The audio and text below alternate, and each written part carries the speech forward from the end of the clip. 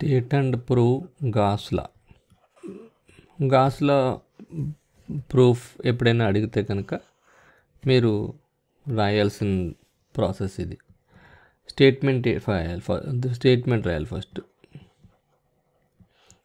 Statement రాయాలి. Statement ఏంటంటే the net outward flux from a closed surface is equals to the charge enclosed by the surface. So the net outward flux leaving from a closed surface is equals to the charge enclosed by that surface. దాన్నే ఇట్లా అనుకుంటే కనుక ఒక enclosed surface ఇలా తీసుకుంటే then charge plus Q అయితే ఈ charge ఈ ఎలిమెంట్ నుంచి బయటకి వెళ్తున్నప్పుడు ఫ్లక్స్ లైన్స్ వస్తాయి కదా, దాన్నే d bar is equals to dr into ar bar అంటారు. సో ఇది ar bar direction.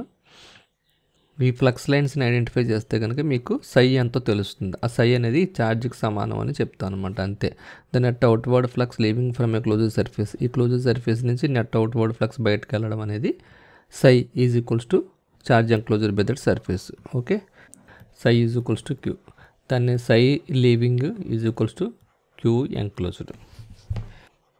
Mathematically, Gauss law can be represented as Q is equals to integral of d bar dot ds. Q is nothing but enclosed.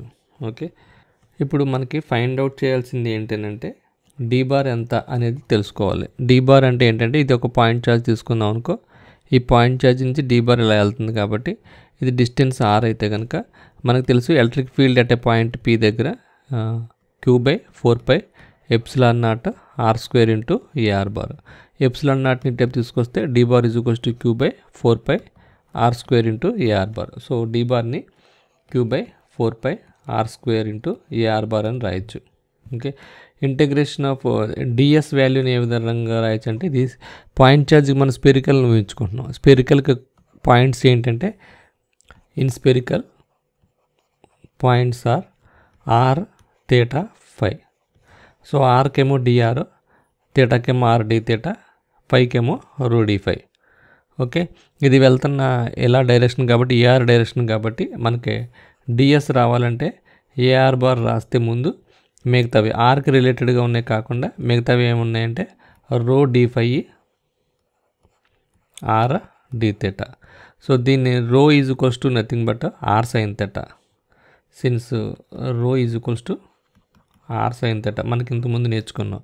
So R into R R square sine theta D theta D phi into AR bar, ఇది DS. Okay, so ఇక్కడ ఈ ఎలిమెంట్ని మనం DS element కింద తీసుకుంటే DS element is nothing but rho D phi R D theta. Okay, so ఇప్పుడు ఫైనల్గా Q is equals to, so integral of D bar DS మనం ఏమి రాయొచ్చు అంటే Q by 4 pi R square is into DS R square sine theta D theta D phi. Okay, into AR bar, అంతే కదా.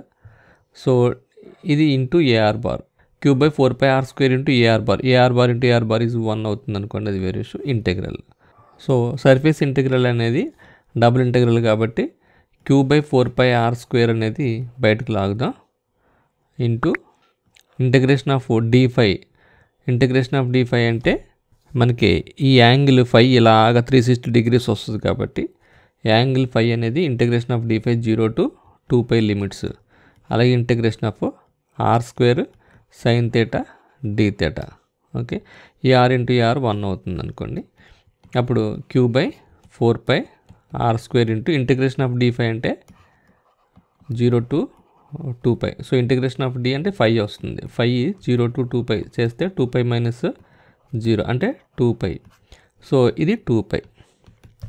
Are square కూడా constant value బయటకు లాగుతాం. Integration of sine theta D theta వస్తుంది.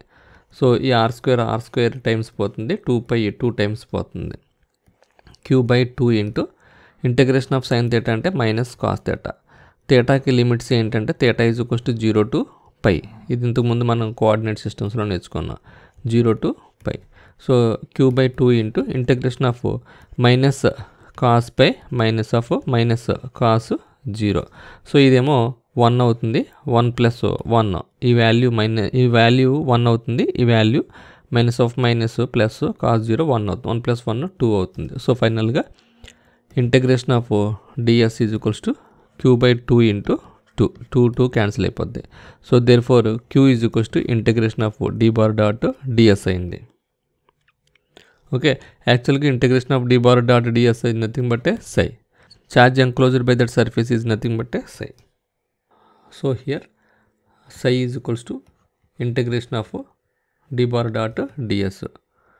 Okay, so psi is equals to integration of d bar dot ds.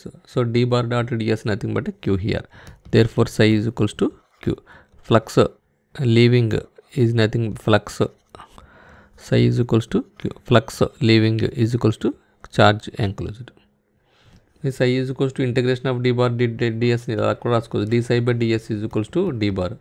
Therefore d psi is equals to d bar dot ds. Psi is equals to integration of d bar dot ds. Okay, so instead of the d bar you write q by 4 pi r square. ds is nothing but this value. So obviously integration of ds nothing but a 4 pi r square. Okay, ఇది గుర్తుపెట్టుకోవాలి. So దాన్ని బట్టి psi is equals to q అని వస్తుంది. This is the statement and proof.